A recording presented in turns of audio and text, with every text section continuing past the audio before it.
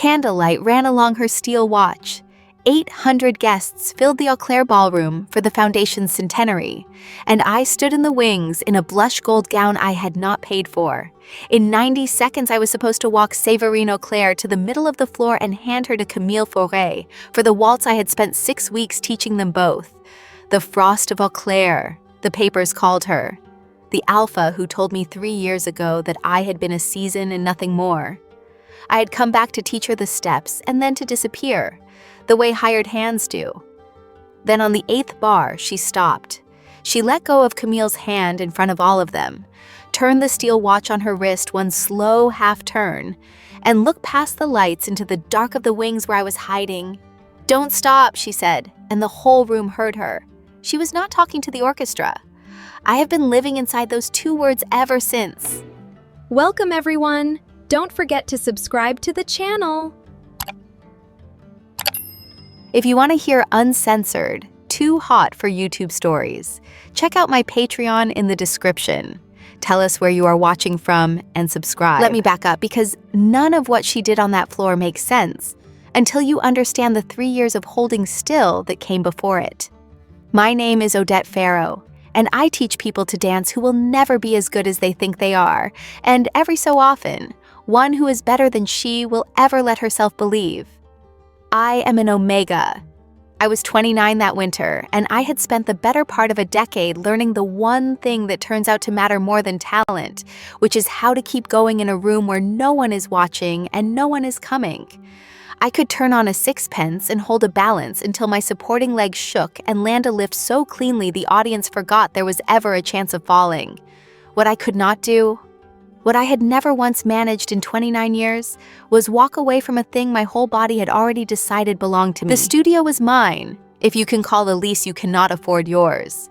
2 rooms above a shuttered piano shop, a sprung floor gone soft in one corner, a wall of mirrors with a crack that ran corner to corner like a frozen river, and a bar I had sanded and re-varnished myself the summer the money first ran thin.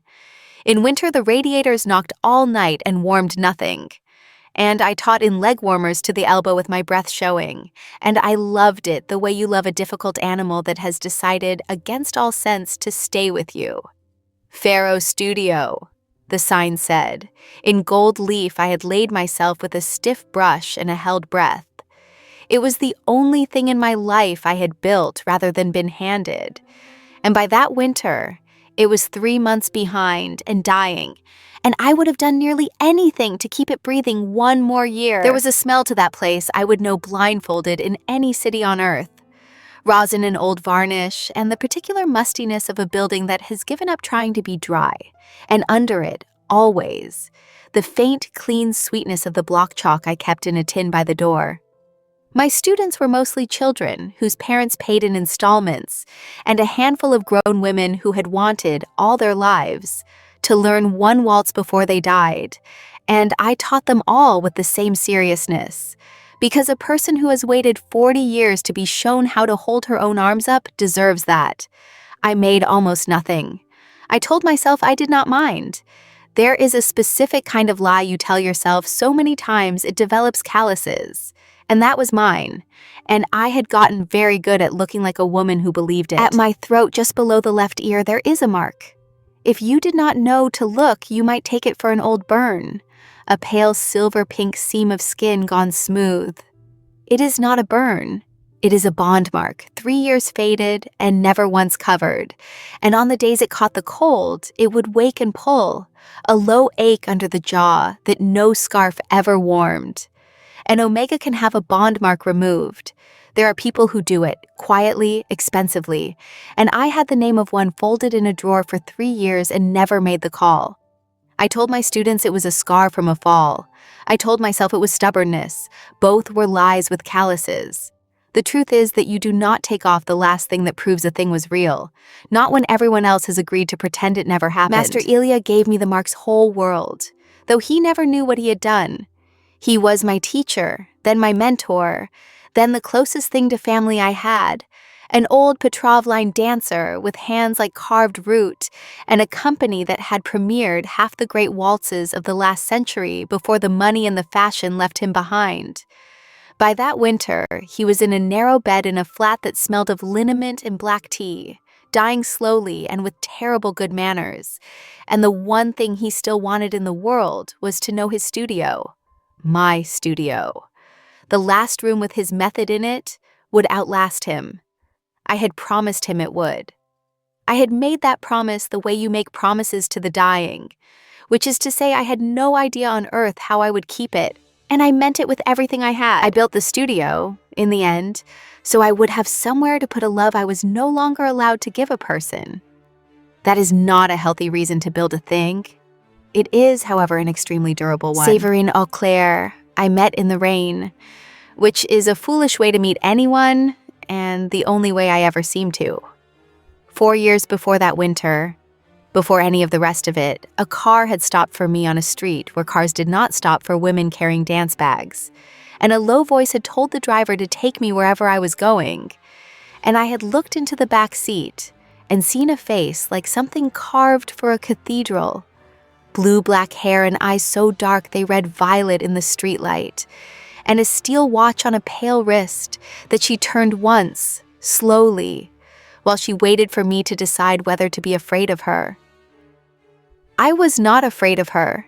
That was the whole of my mistake, and I have never once been sorry for it. I am not going to pretend the year that followed was anything but the best of my life, because I promised myself a long time ago I would stop being ashamed of the one time I was happy. She came to the studio at night, after the last of her family's obligations, and sat in the dark at the back and watched me teach and said almost nothing. And slowly, the almost nothing became everything. An alpha like Séverine is taught from birth to want in straight lines, to take and to hold and to name a thing hers out loud. She did none of that with me. She learned my counts. She learned which corner of the floor was soft and stood clear of it without being told. She marked me on a night in early spring with her own family's world closing in from every side, and she did it the way she did everything, quietly, completely once. And I marked her back. And for 1 year, two people who were not supposed to exist together existed anyway. Then there was a gala, 3 years before this one, and everything ended in a single sentence. I will tell you the whole of that night later because you cannot understand it yet, and I could not either, for years.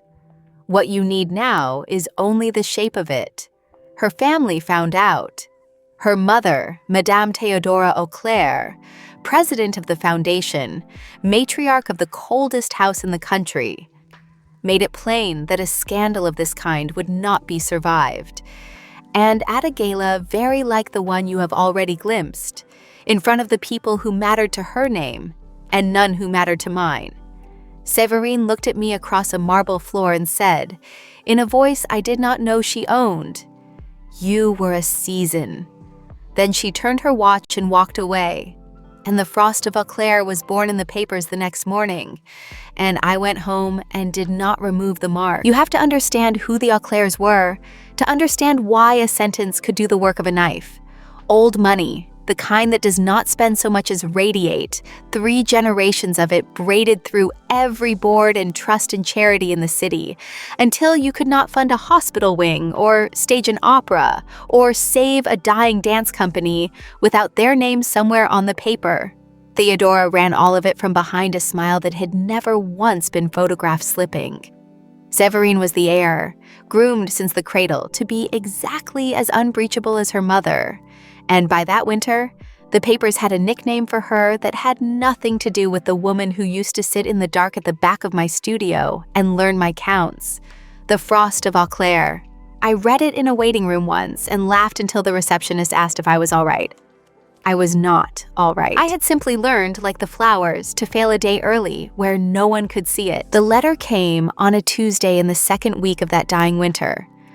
I want to be exact about it because it is the hinge the whole rest of my life swings on, and hinges deserve to be described precisely. It was heavy cream stock with the foundation's crest blind embossed at the head, and it was addressed to Ferrow Studio, care of Odette Ferrow, and it invited me, in the flawless, bloodless language of people who have never once had to ask for anything. to submit myself for consideration as the choreographer and featured dancer for the centenary gala of the Auclair Foundation. The signature at the bottom belonged to the Arts Committee, not to Théodora, and certainly not to Séverine. I stood in my cold hallway with the letter in both hands and read it 4 times, and the mark at my throat woke and pulled, and I understood in my body before my mind would agree to it that I was being invited back into the house that had thrown me out. I should have burned it. I want to be honest with you about the fact that I knew I should have burned it, standing right there, before the ache under my jaw had even settled. There were 100 good reasons, and I could feel every one of them. But the fee they named was more money than the studio had seen in 2 years, enough to clear the arrears in the winter's heat, and the specialist Ilya pretended he did not need, enough to keep the last room with his method in it breathing for 1 more year exactly as I had sworn it would. I sat down on the cold stairs with the letter, and I did the arithmetic that poverty teaches you to do, the kind where you weigh your own pride against the rent, and your pride loses, because your pride does not have a landlord. By the time the radiators started their nightly knocking, I had already decided I would go dance in the devil's ballroom, and I would take his money, and I would keep my promise to a dying man, and I would not under any circumstances let it cost me anything I could not spare. Ilya laughed when I told him, a dry, rasping laugh that turned into the cough that was eating him. "The Auclair centenary," he said when he had his breath. "Do you know what they will dance, Odette? They will dance the Auclair waltz. My company premiered that piece before your mother was born." His eyes, milky at the edges now, found mine and sharpened the way they only did for the work. "They are asking you because there is no one else left alive who knows how it is supposed to breathe. Do not let them make it pretty. It is not a pretty piece." He did not know what he was saying to me. He was only ever talking about the dance. It was the truest thing anyone said to me that whole winter, and he thought he was giving me a technical note. The Auclair rehearsal hall was a room built to make people like me feel like weather that had blown in through an open door. Parquet laid in a herringbone so fine you hesitated to scuff it. Mirrors in gilt frames from floor to impossible ceiling. Tall windows giving onto a walled garden white with frost. And a grand piano in the corner that was worth more than my building. I came in the service entrance because a woman told me to on the telephone. In shoes I had cleaned twice, with my worn canvas bag over my shoulder, and my grandmother's rosin in a cracked tin at the bottom of it. I set the bag down against the wall, and I stood in the center of that flawless floor, and I let the room try to make me small. And then I did the thing Ilya taught me when I was 9 and frightened. I found my frame. Shoulders down, crown lifted, weight in the balls of the feet, a straight line from the floor through the top of my head. You cannot be made small by a room if you refuse to give it the top of your head. I refused. The committee was 3 people and a headache. A brisk woman named Madame Reyes, who ran the artistic side and clearly wished the whole affair were already over. An accountant who never once looked up from his folio. And a young dark-haired girl in the corner who was introduced to no one, and watched me with an intensity that unsettled me, until I understood it was not unfriendly. Madame Reyes laid it out in the tone of a woman reading a train timetable. The centenary gala would open with the Auclair waltz, restaged and elevated for the occasion. The foundation's heir would perform it publicly, a passing of the torch, and her intended, Mademoiselle Forêt, would partner her, and the 2 of them together would embody the future of the house. My task was to make them look as though they had been born knowing how. I heard the word heir. I heard the word intended. I kept the top of my head, and I said, "When do I meet them?" And my voice did not do anything at all, which was the single finest piece of dancing I did that day. She came in at 11 minutes past 2. I know because there was a clock on the wall behind the piano, a heavy bronze thing, and I had been watching it the way you watch a pot. And the minute hand jumped and the tall door opened, and time did the thing it does exactly once or twice in a life, which is stop pretending to be a straight line.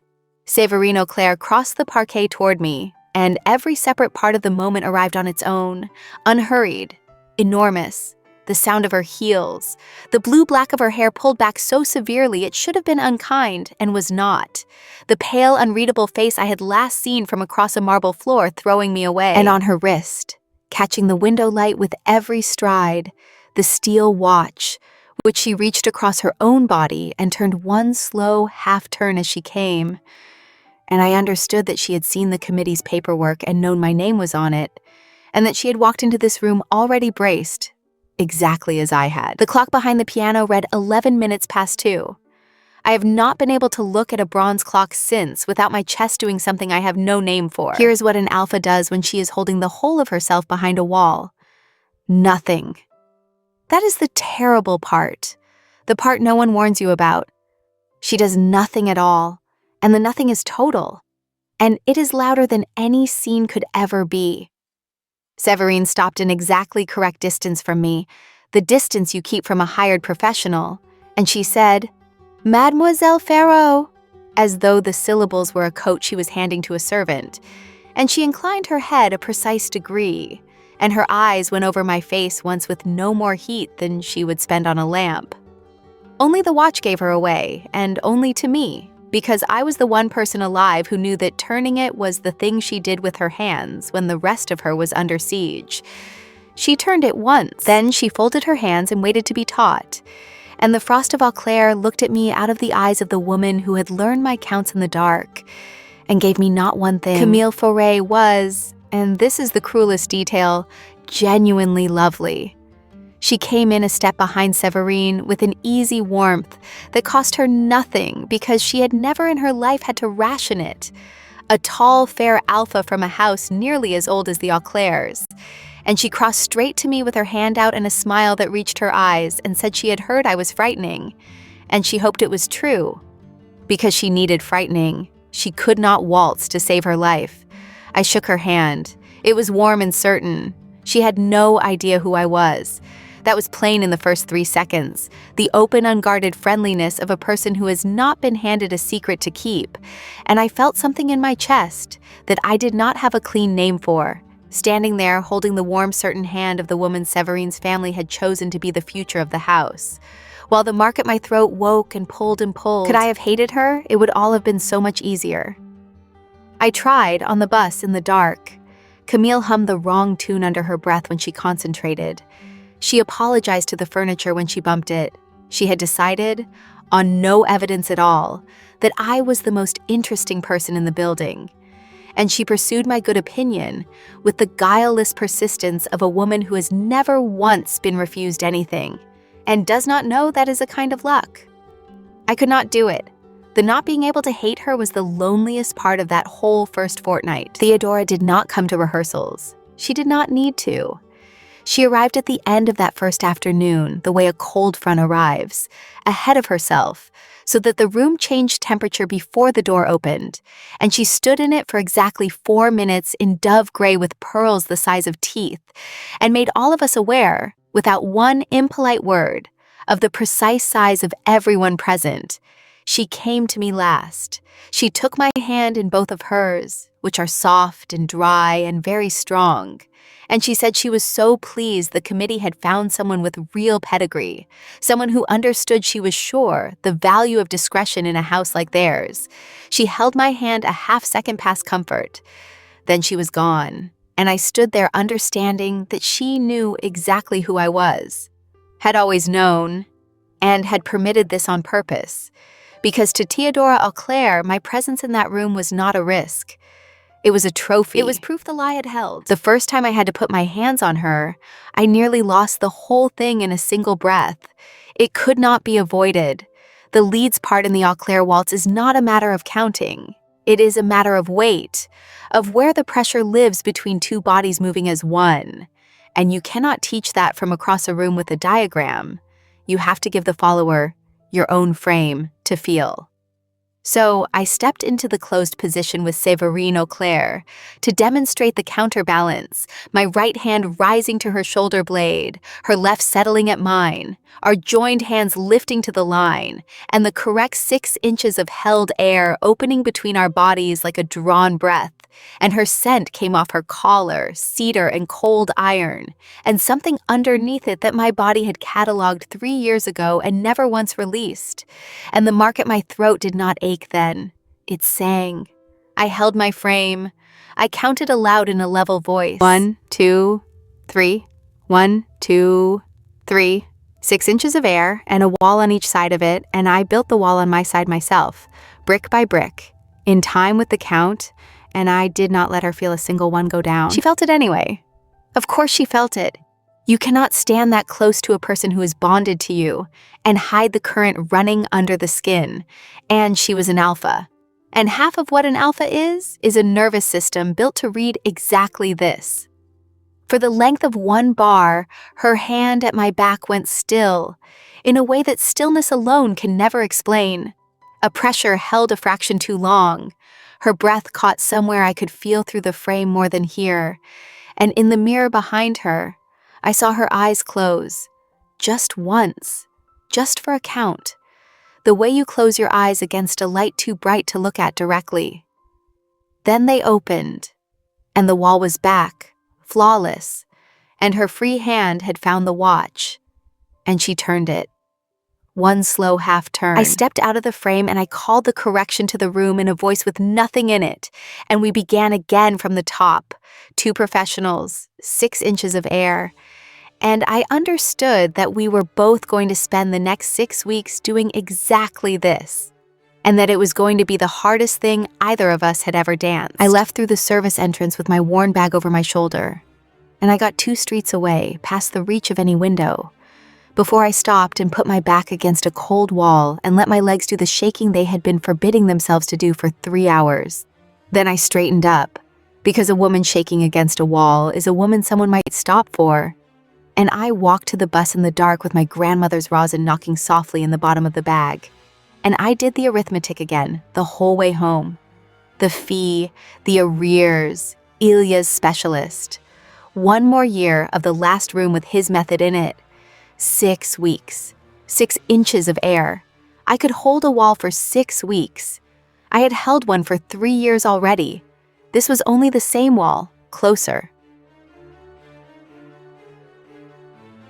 I told myself that on the bus, and it had calluses before I reached my stop, and I got off and climbed my cold stairs and lay awake until the radiators started knocking, cataloging the exact place on my back where her hand had stilled. She asked to see me alone the next morning, which I had not expected, and which changed the terms of everything. A note, carried by a foundation driver to my studio at an hour when I was still teaching the 8 o'clock children, in her own hand, which I would have known anywhere. 3 lines asking me to come to the rehearsal hall before the others, at 9:30, so that we might, the note said, establish how we are to proceed. Establish how we are to proceed. I read it standing in the doorway while a 7-year-old attempted a 5th position behind me, and I put it in my pocket, and I taught the rest of the hour, and I went. Not because she summoned me, because I had things to establish myself, and I would rather establish them with no audience and no watch to give her cover, and because there is a kind of pride that looks exactly like obedience from the outside and is its precise opposite underneath. And that pride got me on the bus. The hall at 9:30 was a different country. No committee, no Camille, no pearls the size of teeth, only the 2 of us and the frost on the tall windows, and the herringbone floor holding the gray morning light like water. She was already there when I came in, standing at the windows with her back to the door.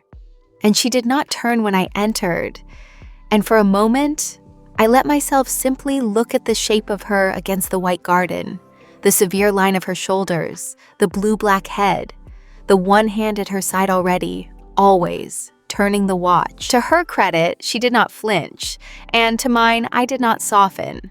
I told her the terms in the flat, clear voice I use for choreography, because choreography was the only language left that we were both still allowed to speak. We would not discuss anything that happened before this commission. Not once, not obliquely, not in the safety of an empty room. She was a client, and I was a professional. And the wall between those 2 things was load-bearing, and I would not have it leaned on. I would teach her and Mademoiselle Forêt the Auclair waltz to the standard the piece deserved, and then I would collect my fee and go. And in 6 weeks, she would never have to see me again, which I understood was what everyone in her house most wanted. I said it all without a tremor. That was the first crack, and I papered over it fast, but it had opened, and we both saw the dark behind it. I did not answer what she had almost said. I walked to the piano instead and put my hand on the cold lid and said we would start with her alone, without Camille, because a lead who cannot hold her own weight will only crush a partner. And Séverine Auclair, heir to the coldest house in the country, crossed that flawless floor and stood in front of me and lifted her arms into the frame to be corrected by a dance teacher from above a shuttered piano shop, and did not say one word about how strange that was. I adjusted her elbow. I flattened my palm against the front of her shoulder to bring the weight back off her toes. A purely technical touch, the touch I would give any student, and under my hand, I felt her heartbeat going far too fast for a woman standing still. And I took my hand away and said, "Level, again," and we began. The empty hall did a strange thing to sound. Every count I spoke came back off the far mirrors a half-second late, so that I was always dancing with the ghost of my own voice, one beat behind, telling me what I had only just decided. She knew the counts already. That was the thing that undid me quietly over the following hour. The thing I could not account for and could not stop turning over. The Auclair waltz is not a piece anyone simply knows. It is difficult and it is out of fashion, and its phrasing is strange, the weight landing where you do not expect it, and a beginner should have fumbled the entrance a dozen times. She did not fumble it. She was stiff, she was fighting her own frame, she led like a woman apologizing for taking up space, but the counts lived in her body already, the odd delayed weight of the second phrase, the breath before the turn. And there is only one way a piece gets into a body like that, which is a great many nights of practicing it alone. I did not ask her when. I did not ask her why an alpha who had thrown me away 3 years ago knew, in her muscles, the exact waltz her family had now hired me to teach her. I filed it with the place on my back where her hand had stilled, and I called the correction, and I did not ask. Why was I still protecting myself so hard from a woman who could not touch me? That was the question I could not put down on the long bus rides that grew longer as the weeks came on, and I turned it in my hands like a stone with a sharp edge. She kept my terms. She never once mentioned before. She corrected herself before I could, and thanked me for notes in a voice with nothing improper in it, and left the room the moment rehearsal ended. And by every visible measure, she was giving me exactly the professional distance I had demanded. And still, I built my wall higher every morning on the bus, and still I flinched from the current in my own skin. And one gray afternoon it came to me, unwelcome, that I was not protecting myself from what she might do. I was protecting myself from what I might, because the mark at my throat had never once agreed to the lie, and a wall you build against your own body is the only wall that has to be rebuilt every single day. There was a rule I made that first week, and I gave it no ink because the rules that hold are the ones you never write down. Do not look at her mouth. That was the whole of it. I could stand in the frame and correct her elbow and take her scent off her collar and hand it back to the count, but I would not let my eyes fall to her mouth because I knew that if I looked there, I would remember, and if I remembered, I would slip. And I had a promise to a dead man's method that could not survive my slipping. I kept the rule 4 weeks. I want that written somewhere, since I wrote down nothing else. 4 weeks. The Mark and I had an understanding, or I had thought we did. For 3 years it had ached, and I had ignored it, and that had been the whole of our arrangement. Now, in a room 6 inches from the woman who had made it had stopped aching and started answering. And I did not know how to ignore a thing that was glad. One evening after the others had gone, I stood alone in the rehearsal hall, in the blue last light, and I unpinned my collar and looked at the mark in the gilt mirror, the pale silver-pink seam of it, 3 years faded and never once covered. And I said to it, quietly, the way you speak to an animal or a grief, the truest sentence I owned. A bond doesn't come off, no matter what lie you dance away from. I had known it for 3 years without ever letting myself say it. Saying it in that flawless empty room, in the house that had built the lie, did not make it less true. It made it unbearable, which is a different thing, and worse. Camille came to every rehearsal, and I want to be fair to her, because it would be easier for me if she had been cruel, and she was never once cruel. She could not dance that first fortnight to save the life of anyone she loved, and she knew it, and she laughed at herself with the grace I could not help liking. And she called me terrifying and meant it as the highest praise, and brought me coffee I had not asked for in the correct proportion, milk no sugar, which she had somehow noticed and remembered. She watched Séverine with an affection that was real, and I slowly understood, entirely without heat, the fondness you have for a cousin you are being sensibly married to. And she watched me teach with an interest that grew, week on week, more particular, more careful. Until one afternoon, I turned from the mirror and found her looking not at the choreography, but at the 6 inches of held air between Séverine and me, and understanding something and choosing visibly kindly to say nothing about it yet. The room went very still the first time she got a phrase entirely right. Not the polite stillness of a rehearsal. The other kind. The kind that happens when two people both feel a thing arrive and both decide, in the very same instant, to pretend that they have not. Theodora's first pressure came wrapped in a compliment so soft you could have missed the blade inside it if you had not been raised, as I was, to feel for blades. She was there at the end of a Thursday, 4 minutes of dove gray and pearls, and she took my hand in both of hers again and told me the work was coming along beautifully, truly, and that she had taken the liberty of inquiring after my little studio, Ferrow was it, above the old piano shop, and had been so sorry to hear it was in difficulties. These small independent places, so fragile. One bad season and they simply close. And wasn't it fortunate the foundation had been able to offer me this engagement at exactly such a moment? She smiled the whole time. She never once said a threatening word. She did not have to. She had told me in the language of the very rich that she knew precisely which thread to pull to unmake me, and that she was holding it gently between 2 soft, dry fingers, and watching my face to see if I understood. I understood. I thanked her for her concern. She patted my hand and left, and I taught the rest of the afternoon with my grandmother's frame and a cold stone where my stomach had been. What is a frame? Exactly, I ask, because the whole of that winter lived inside one, and you cannot feel the ache of it without the shape. In closed position, 2 dancers hold a fixed and disciplined distance, hands in exact places, bodies near and never nearer, the whole beauty of it built from a nearness required to hold and forbidden to close. It is the most intimate thing 2 strangers can do in public, while touching almost nothing. Ilya used to say a frame is a promise you make with your whole body, and keep with your whole body, that anyone can fall into another person. And only a dancer can stand a hand's breadth away for the length of a waltz and refuse to. I had taught that to children for years. I had never once had to survive it. The dark-haired girl from the corner turned out to be Lise, Séverine's sister, 19, and in her first year of a music degree, and possessed of the kind of open-hearted directness that the Auclair machine had not yet finished pressing out of her. She started bringing me tea. She would perch on the piano bench during the breaks and ask me impossible questions about the studio and Ilya and how one learned to feel where the weight lived.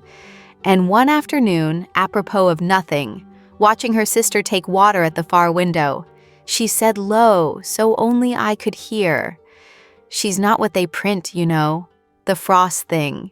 It's a costume." I said nothing.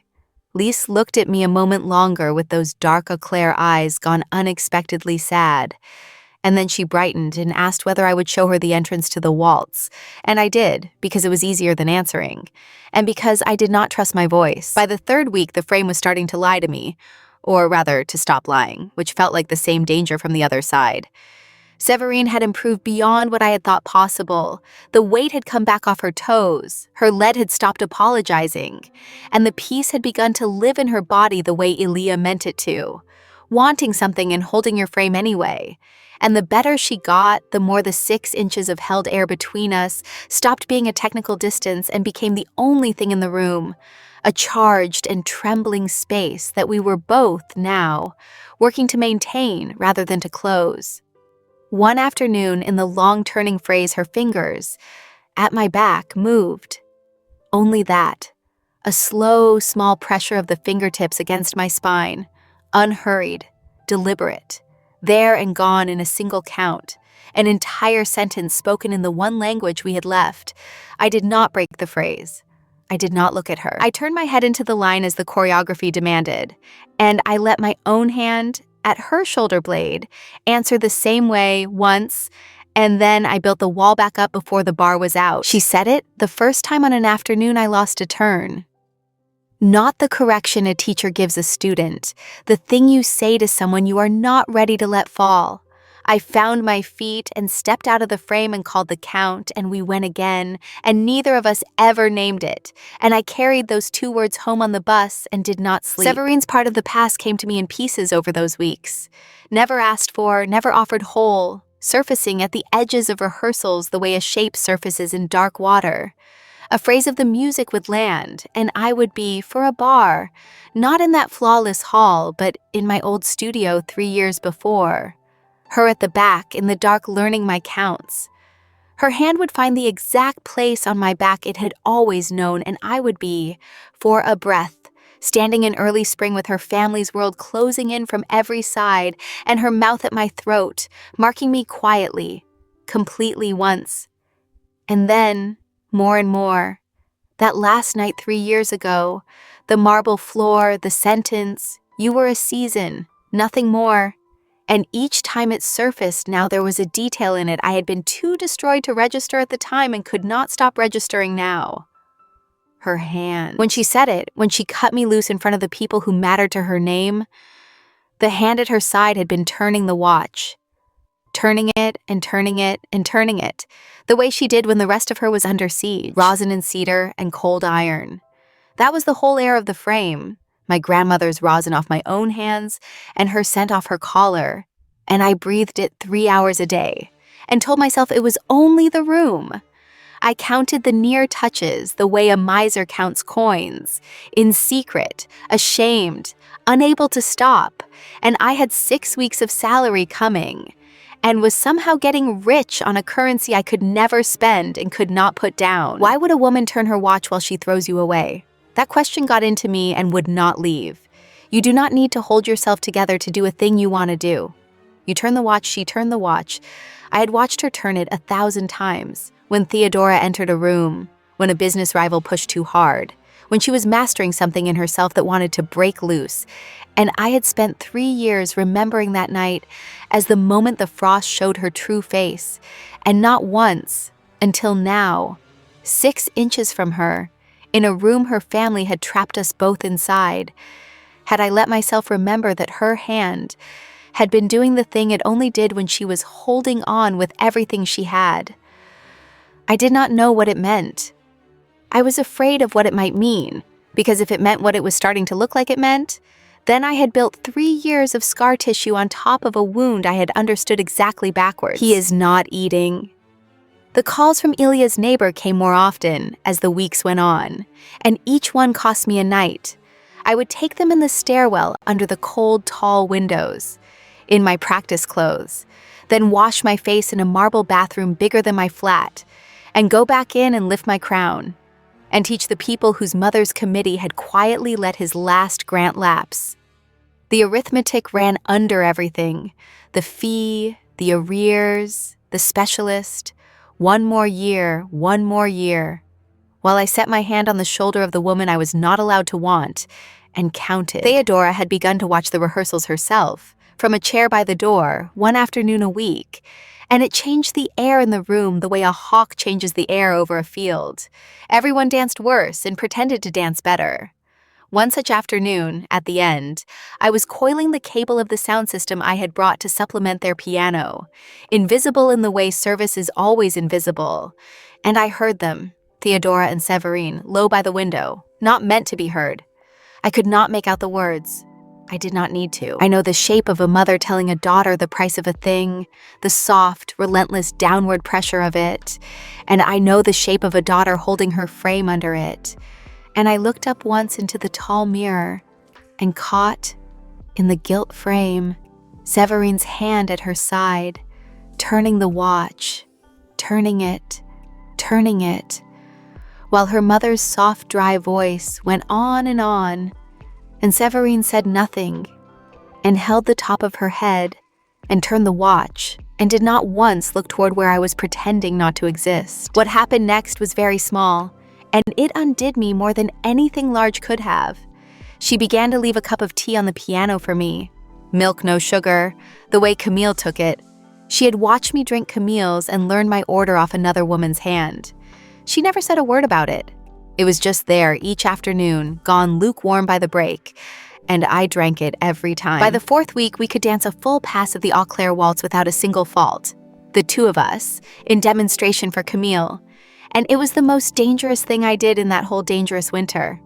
Faultless is not a technical state in a piece like that. Faultless is when the mechanics disappear, and there is only the wanting and the holding, and we would come to the end of the pass, to the final held pose where the lead draws the follower in and stops a breath short of her, the whole piece resolving into a nearness that never closes. And we would stand there in the last chord with 6 inches of air between us, gone down to 4, gone down to 3. My crown lifted, and her hand at my back and her dark eyes on my face at a range where nothing can be hidden and nothing was. And the pianist would lift his hands from the keys, and the silence would come down like snow, and neither of us would move, and neither of us would close it. And then one of us would step back, and it was always me, because I was the one still building the wall. And every day the bricks got heavier, and there were fewer of them left. I dreamed about the marking that week, the real one, 3 years gone, and woke with the ache under my jaw, wide awake in the dark. In the dream, it was early spring again, and her family's world was closing from every side, and she had her mouth at my throat, quiet, complete, once. And I was saying yes, and I knew, the way you know things in dreams, that it was the last safe hour either of us would have. I was trying to hold the hour still with my 2 hands the way I hold a balance, and it would not hold. Balances never hold. That is the whole of what makes them beautiful, and the whole of what makes them end. The night it nearly came apart, there were candles. The foundation had begun testing the gala lighting, and someone had left 3 tall tapers burning on the piano, and we rehearsed the final pose in candlelight in the blue winter dark with the others gone home, just the 2 of us and Lysée half asleep on the bench. And the room was warm for once, actually warm. And Séverine's scent in the warm, still air was a thing I could have leaned into and drowned in. Cedar and cold iron, and the sweetness underneath that my whole body had been cataloging for 6 weeks. We came to the pose, 3 inches, 2. The candle flame stood straight up in the still air. Her hand at my back was not turning any watch. It was open, flat, warm through the silk, and her eyes came down to my mouth and stopped there. And I felt the wall I had built go soft as wax all along its whole length. And I stepped back. I stepped back so fast I nearly went down, and I said goodnight in a voice that broke on the second word. And I took my bag and I left her standing in the candlelight, because I had promised a dying man a year, and I could not afford what I wanted. Master Elia died 19 days before the gala. I got the call in the gray of a Sunday morning from the neighbor who looked in on him, and I sat on my cold stairs with the phone in my hand for a long time after she had finished speaking. And then I got up and went to teach the 8 o'clock children, because they were coming whether or not the last person who had ever truly seen me was still in the world, and because he would have been appalled by a canceled class. He had asked me, near the end, whether the Auclairs were treating the waltz with respect. And I had lied and said yes. And he had said good, and closed his eyes, and that was very nearly the last real thing he said to me. A note about phrasing, delivered from the far bank of the river he was already crossing. I did not cry at the 8 o'clock class. I found my frame, and I lifted my crown, and I taught 7-year-olds to hold their arms up, and I saved the crying for the bus, where I had learned, a long time ago, that it was safe. 19 days. I have thought about that number more than a person should think about a number.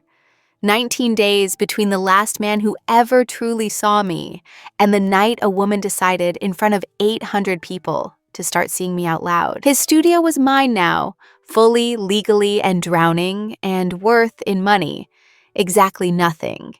And in every other currency, everything I had.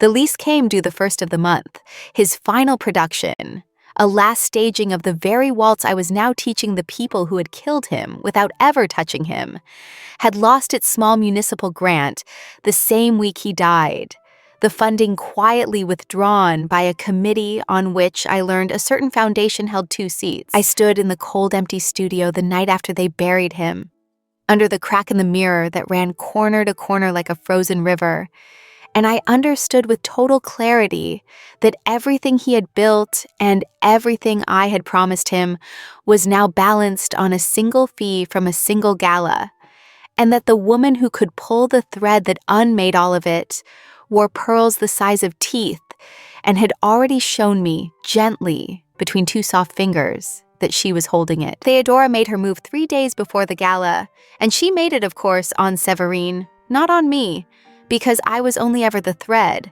and Séverine was the whole cloth. I was not meant to hear it. I had come back to the hall in the evening for my grandmother's rosin, which I had left in the cracked tin on the piano, and the lights were low, and their voices came from the small antechamber off the main floor, the door not quite shut. And I stopped in the dark of the doorway with the tin in my hand, and I listened. And I am not sorry, because it was the first time in 3 years anyone told me the truth, and they did not know they were telling it to me. Théodora's voice, soft and terrible and reasonable. Séverine's, low, holding. And in between them, laid out plain, the whole architecture of the thing I had spent 3 years understanding backwards. She was offering a trade, the way she had offered one 3 years before, only now I got to hear the price named out loud. Séverine would dance the waltz with Camille at the gala. She would let the engagement be announced from the floor at its close as planned, the future of the house embodied for 800 witnesses and every paper in the city. She would be in public, completely and finally the Frost of Auclair, married sensibly into the Forêt name, and in exchange the foundation would quietly restore the grant to a certain dying dance company's final production, and see its lease renewed and its little studio kept breathing, out of charity, out of the goodness of a great house's heart. And if Séverine would not, if she made a scene, if she embarrassed the name, then a small independent studio above a shuttered piano shop would simply close, the way fragile things do, one bad season, and no one would ever be able to prove it had been anything but the market. Théodora did not raise her voice once. She did not have to. She had done this before, and it had worked, and she had every reason to believe it would work again. And then Séverine spoke, and I heard the sentence that turned 3 years of my life over in the dark of that doorway. "You made me do it before," she said, very low, very level, the frost cracking along one hairline seam. "You made me stand on that floor and tell her she was a season. You told me you would end the old man and close her studio and finish her in this city if I did not, and I believed you, because you had already done worse to people who mattered less. I have carried that sentence in my mouth for 3 years like a stone." A silence. Then Théodora, soft, unmoved. "And I would do it all again tomorrow. The offer stands. Dance with the Forêt girl, or watch me close the only thing that woman has left. You always did make the sensible choice, Séverine." And I stood in the dark with my grandmother's rosin in my hand and the whole floor of the past 3 years tilting under me. Because I had been wrong. I had been wrong from the first night. It had never once been the frost. It had been a woman turning her watch so she would not go through a wall. I did not let them see me. I want to be honest that my first instinct was not noble. It was the oldest instinct I own, which is to become weather and blow back out the door I came in. I went out through the service entrance into the cold with the rosin in my fist, and I stood in the alley with my back against the brick, and I did not shake this time.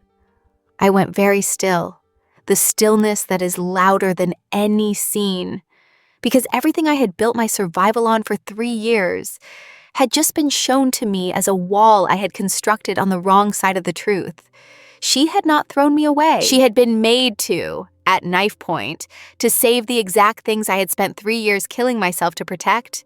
The studio, the old man, me, and she had done it in the one way that would make me hate her enough to actually leave and be safe. And she had turned her watch the whole time so she would not break. And I had taken her sacrifice and called it Frost, and built 3 years of scar over the top of it. The alley smelled of cold brick, and someone's cigarette 2 doors down. And I stayed in it a long time. And while I stood there, the whole architecture of 3 years rebuilt itself in front of me, beam by beam, on the right side of the truth. Every cold sentence she had said to me, every degree of distance she had kept, the watch, turning and turning. I had read all of it as the absence of feeling, and it had been the exact opposite. Feeling held down with both hands until the hands went white for 3 years, so that I would hate her cleanly enough to live. She had let me believe she was Frost, so I would not sit in a burning house waiting for her. It was the cruelest kind thing anyone ever did to me, and I had spent 3 years hating her for the kindness, because she had built it, on purpose, to look like cruelty. I almost did not go to the gala. I need you to understand how close I came, because the version of me that had survived the last 3 years was screaming that this was the trap closing, that a woman who had learned her whole life to fail a day early, where no one could see it, should fail now, quietly, and keep the fee, and keep the studio, and keep the wall, and let Séverine make the sensible choice on the marble floor exactly as her mother had priced it. That version of me packed the blush gold gown they had given me and laid out the shoes and rehearsed the walking on and the handing over and the disappearing, the whole clean professional shape of the evening, teach the steps and vanish, and told itself it wanted nothing else. But I had heard her say she carried the sentence in her mouth like a stone.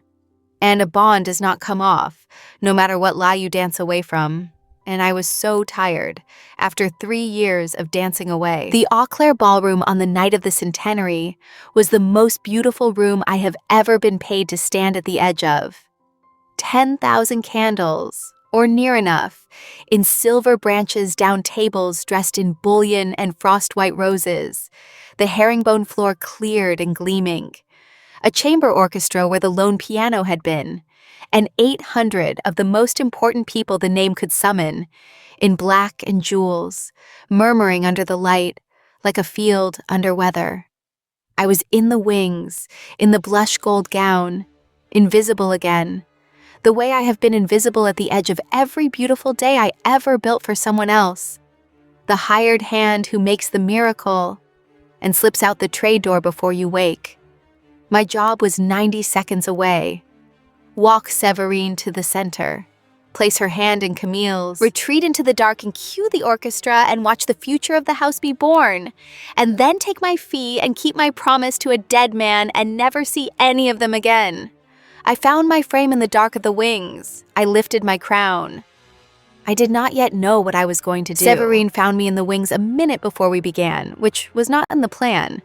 She came out of the light into the dark where I stood, in a tuxedo cut like a blade, the steel watch at her wrist, and she stopped the correct distance from me, the distance for a professional. And for a moment, neither of us said anything at all, and the orchestra tuned, and 800 people murmured beyond the lights. Then she said very low, so that only I could hear, "I know you heard us." I said nothing. She turned the watch once. "I am not going to ask you for anything," she said. "You set your terms and you kept them, and you were right too. I only wanted to say, before you walk me out there and hand me to her, that every night I practiced that waltz alone for 3 years I was practicing it with you.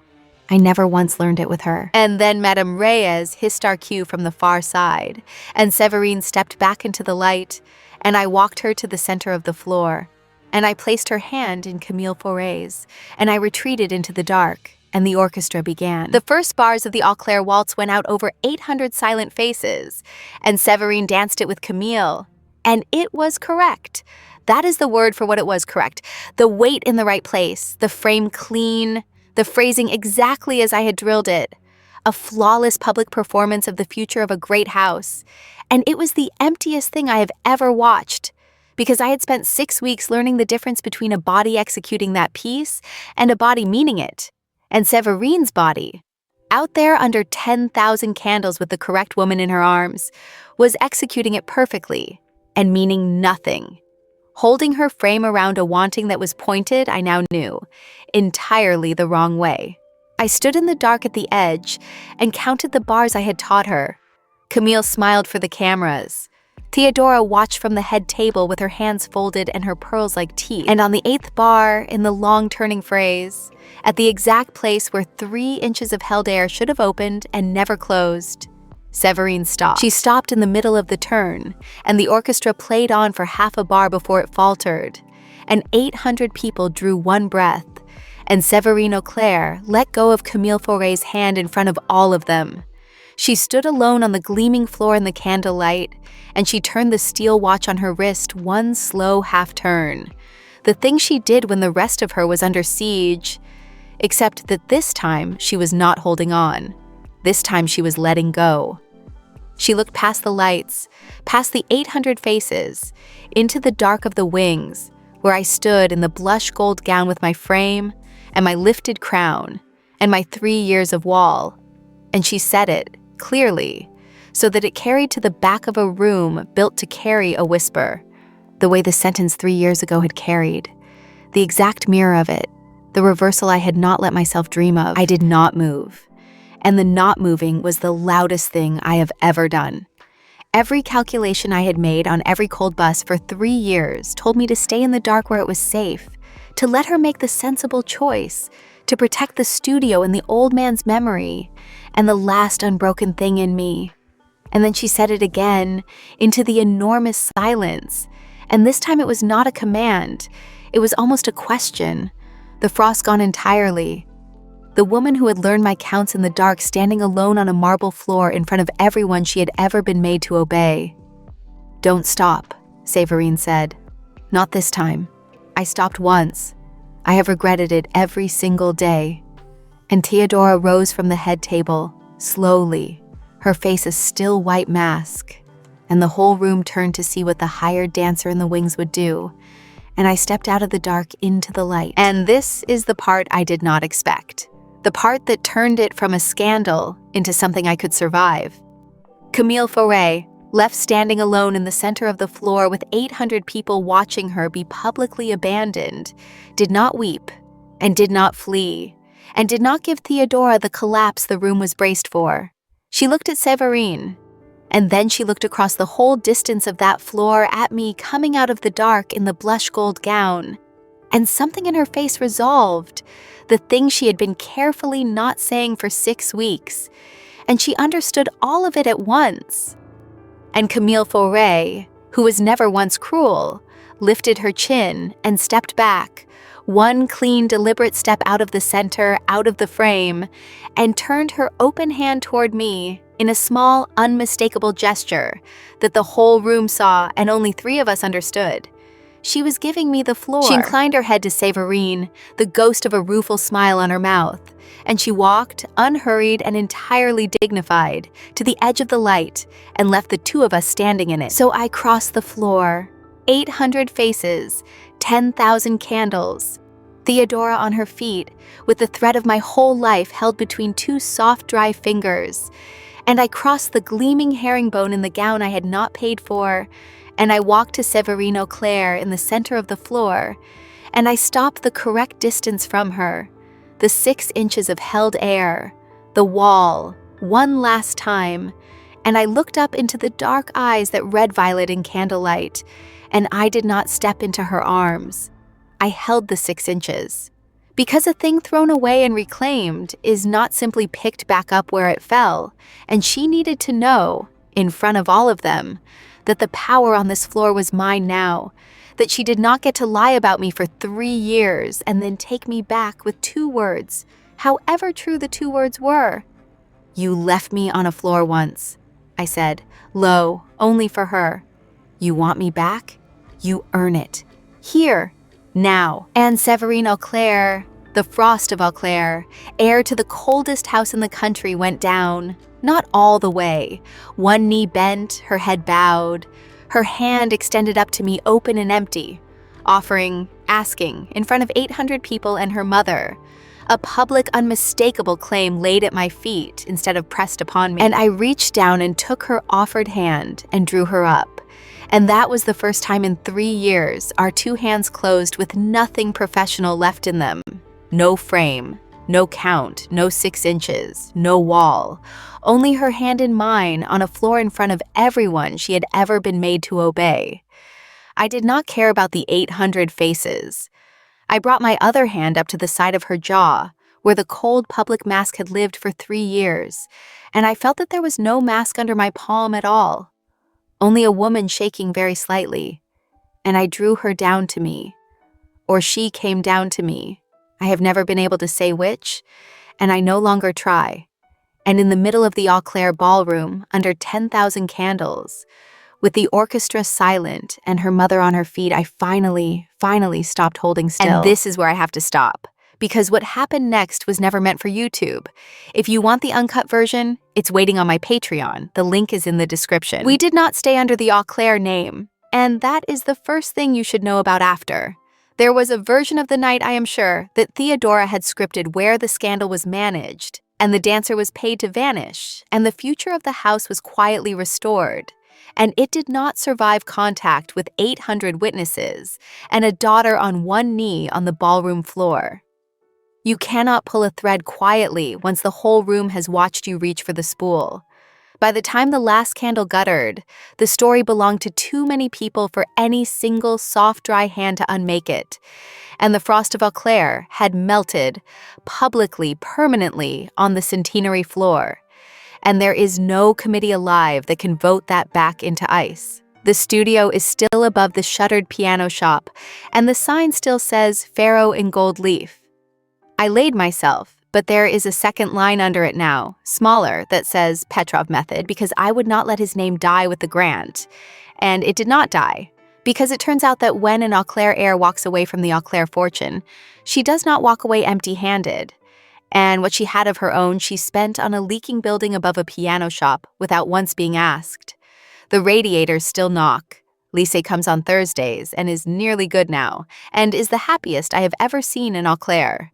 Camille sends a card at the New Year, from a life of her own that she chose rather than was assigned, and the cards are warm, and I keep them. Théodora I do not see. She sent no card and pulled no thread, because there was no longer any thread to pull. And a woman whose whole power was the ability to make people fail quietly where no one could see, finds herself strangely disarmed by 2 people who have decided to fail loudly, in the light, in front of everyone, together. Séverine still turns the watch. I have stopped minding it. It is not a tell of holding on anymore, only an old habit of the hand. And some evenings I catch her at it across the warm knocking studio, while I coil cables and she pretends to grade the theory papers she now actually has to grade.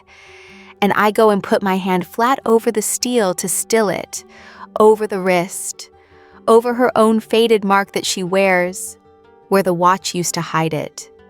And she lets me.